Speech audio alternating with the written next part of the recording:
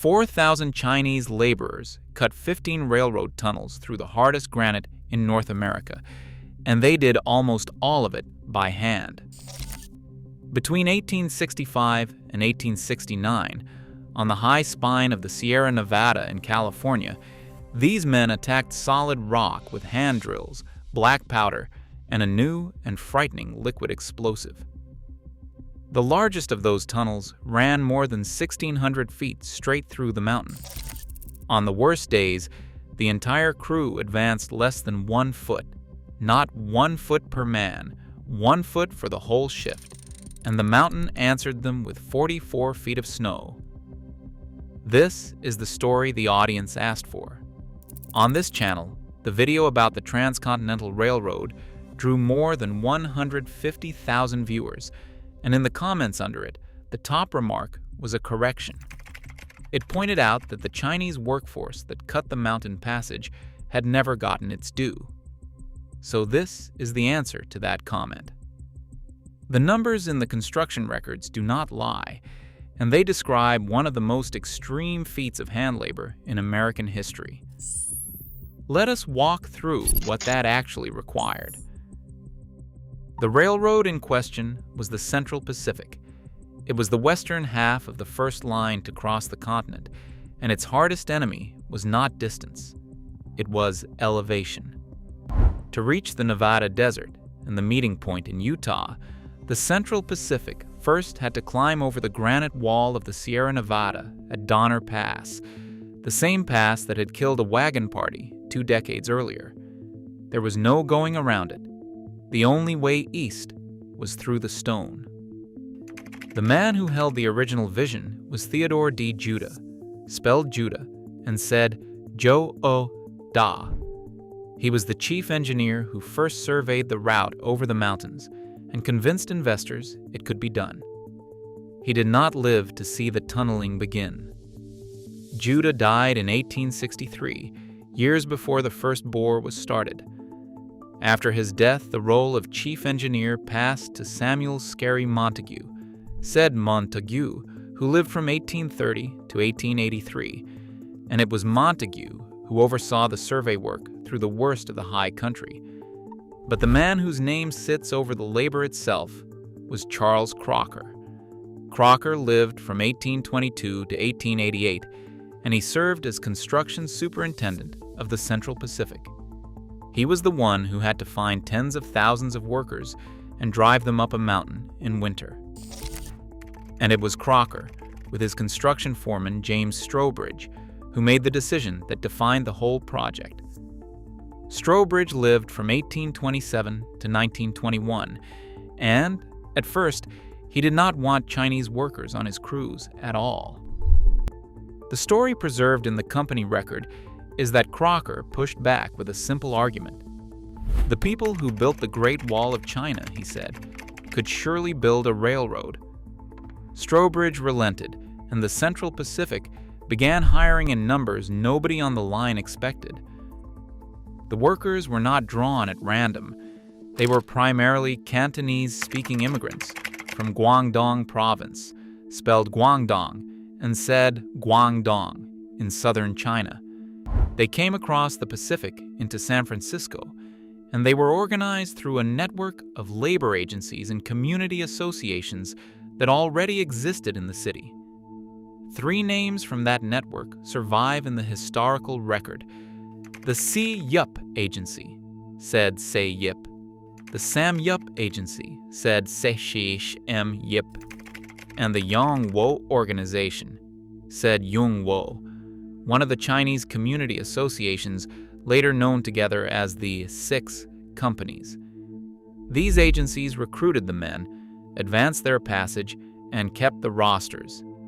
That last detail matters more than it sounds, because those rosters are part of the reason we can still recover any of the workers' names at all. The scale grew quickly. By the height of construction, somewhere between 12,000 and 20,000 Chinese workers were employed across all phases of the Central Pacific Line. By most accounts, they made up the overwhelming majority of the grading and tunneling force. And of that larger body, roughly 4,000 were assigned to the single hardest job on the railroad, the 15 tunnels through the Sierra Granite. The pay tells you how the company valued them.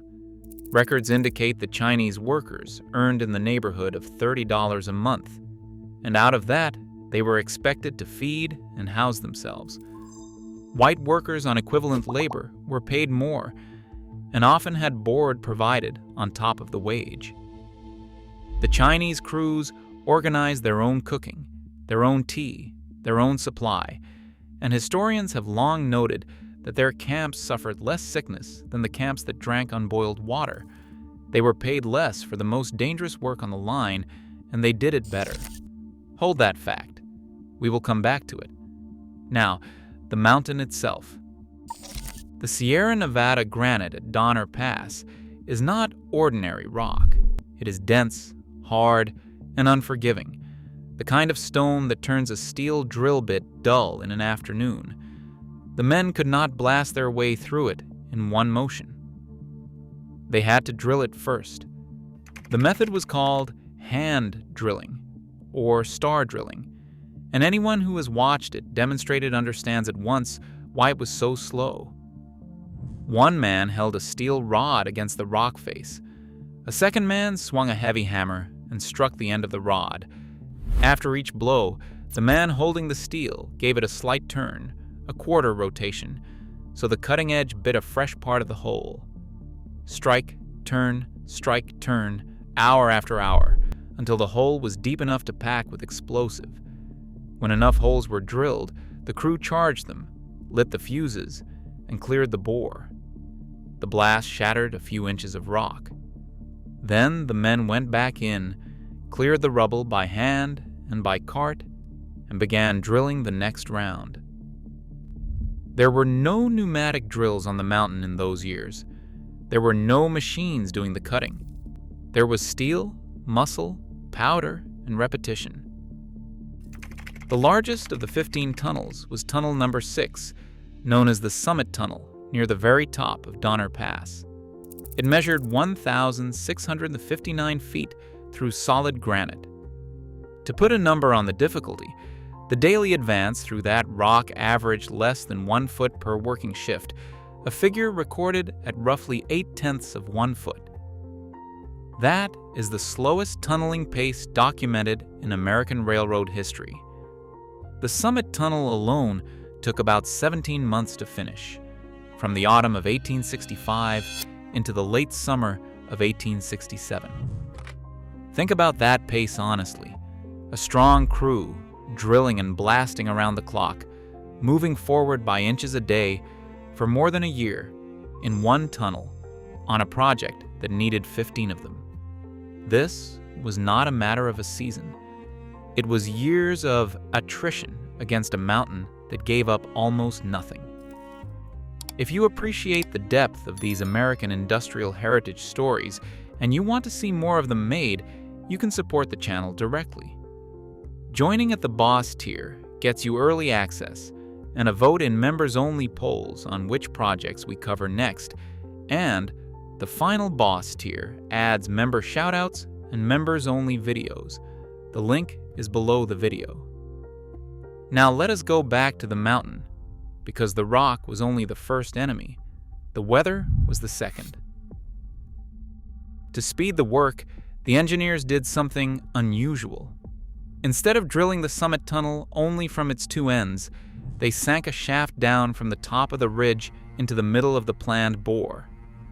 From the bottom of that shaft, crews could then cut in two directions at once, doubling the number of working faces.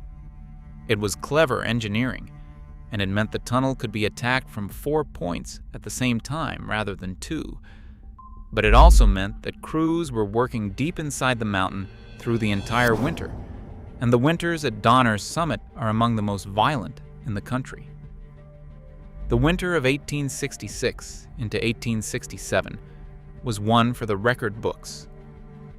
Over the course of that season, the Donner summit received 44 feet of cumulative snowfall. 44 feet. The snow did not stop the work, because the company would not let it stop. The crews simply moved underground, and under the snow. They dug tunnels through the snowpack itself to reach the rock tunnels, and they lived for weeks in a strange world of carved snow passages, lantern light, and the constant boom of blasting somewhere ahead in the dark. And then came the avalanches. A mountainside loaded with 44 feet of snow is a loaded weapon. When a slope let go, it came down on the camps and the snow tunnels without warning. The historical accounts describe entire work crews swept away, their bodies not recovered until the spring thaw months later, some still gripping their tools. The casualty figure most often cited is that avalanches killed approximately 200 Chinese workers during the winter operations. That number is disputed, and you will see honest historians say the true count may never be known because the company kept incomplete records of the Chinese dead and because some of the bodies were lost until the snow melted. By most accounts, the toll was severe enough that it became part of the oral memory of the Chinese community in California for generations. State the record without sensationalism, because the facts need no exaggeration. Men crossed an ocean, climbed a mountain, cut a tunnel through granite by hand, and a number of them died in the snow and were not found until summer. That is what the construction of the Summit Tunnel cost. There was one more danger, and it was the newest one. For most of the project, the crews blasted with black powder, the same gunpowder explosive that had been used in mining for centuries. But black powder was slow and weak against Sierra granite. So the engineers turned to a far more powerful and far more unstable substance, nitroglycerin. Transporting liquid nitroglycerin over mountain roads was so dangerous that a chemist named James Howden was brought in to manufacture it directly on site, mixing it near the tunnel mouth so it never had to travel.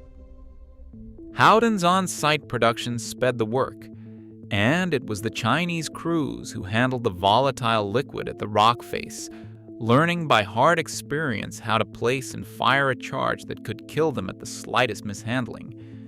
They pioneered the handling techniques in real time on the most dangerous explosive then in industrial use, in the close air of a granite tunnel. If you are new to the channel, and this is the kind of depth you have been looking for, take a second to subscribe so the next one finds you. We are publishing 2 videos a day this week, and several of them go even deeper into the engineering of the early American railroads. So why did it have to be this way? Why hand drilling? Why nitroglycerin? Why 4,000 men on one mountain instead of a machine? The honest answer is that the machines did not yet exist in a form that could do this job. The pneumatic rock drill was in its infancy. The powered tunneling equipment that would later chew through mountains was decades away. In 1866, the only tool equal to Sierra granite was a disciplined human crew with steel and explosive, and the willingness to come back the next morning. The Central Pacific did not choose hand labor over machinery. Hand labor was the technology, and the workforce that mastered it best, by the company's own production numbers, was the Cantonese crews from Guangdong. Let me put the achievement in plain terms. 15 tunnels, the longest at 1,659 feet, a pace of less than a foot a day in the worst rock, a winter of 44 feet of snow, roughly 200 dead in avalanches by most accounts, a new liquid explosive handled by hand, and a wage of about $30 a month, less than their co-workers earned for safer work. That is not a romantic story. It is an engineering record, and the engineering record is what makes it extraordinary. Now follow the line forward in time, because this is where the story turns from cost to legacy. The tunnels were finished. The Central Pacific crested the Sierra, dropped down into Nevada, and raced east across the desert to meet the Union Pacific coming west. The 2 lines joined in 1869, And a journey that had taken months by wagon now took days by rail. The mountain passage that the 4,000 had cut became the permanent gateway between California and the rest of the country. Freight, mail, passengers, the entire commerce of the West Coast, all of it ran through the granite those crews had opened. And here is the detail that still surprises people who know the rest of the story. Those original Sierra Nevada tunnels were not a temporary fix. They stayed in active railroad service for more than a century.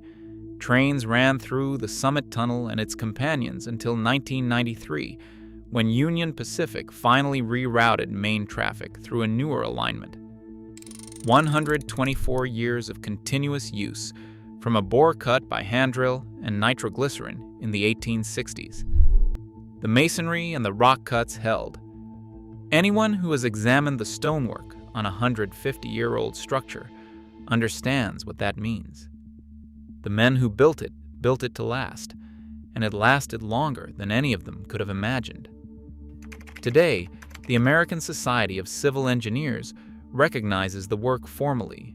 The Sierra Grade and its tunnels are designated a National Historic Civil Engineering Landmark, a status reserved for the projects that genuinely changed what engineering could do. The Summit Tunnel still exists in the granite at Donner Pass. You can walk to it. The original bore, dark and cold and silent now, is still there in the mountain where 4,000 men cut it. The recovery of the workers' story has been slower than the recovery of the route. For a long time, the Chinese laborers were a footnote, present in the famous photograph of the golden spike, but absent from the speeches. That has changed. The Chinese Railroad Workers Project at Stanford University has spent years gathering the records, the letters, and the family histories. The Chinese Historical Society of America in San Francisco preserves the labor agency documents. And those old rosters from the SIUP, the SAMYUP, and the Yongwo organizations are exactly where some of the individual names can still be recovered. Names that would otherwise have vanished entirely. Before we close, if this kind of pre-modern engineering story is the reason you are here, the Final Boss tier at $9.99 gets you members-only videos and your name featured in upcoming uploads, and the Boss tier at $4.99 gets you early access and the members-only polls. The link is in the description. Thank you for watching all the way to the end, because the ending is the part that matters most. Here is the claim I will leave you with, and I expect some of you to argue with it. We tend to call the Transcontinental Railroad a triumph of American engineering, and we name the financiers and the chief engineers when we do. But the true engineering of the Sierra Crossing, the actual cutting of the actual granite, was done by a Cantonese workforce that was paid less, housed worse, and buried in greater numbers than anyone else on the line.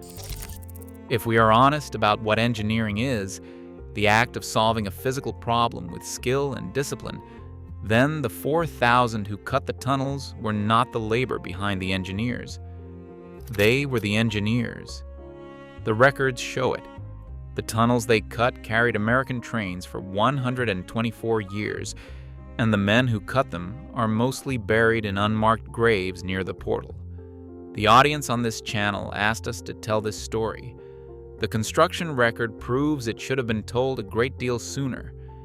If you think the credit still belongs somewhere else, tell us where and tell us why.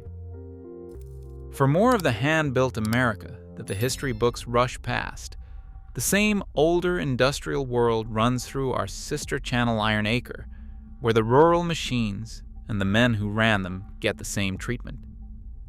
The stone is still in the mountain. The story is finally catching up to it.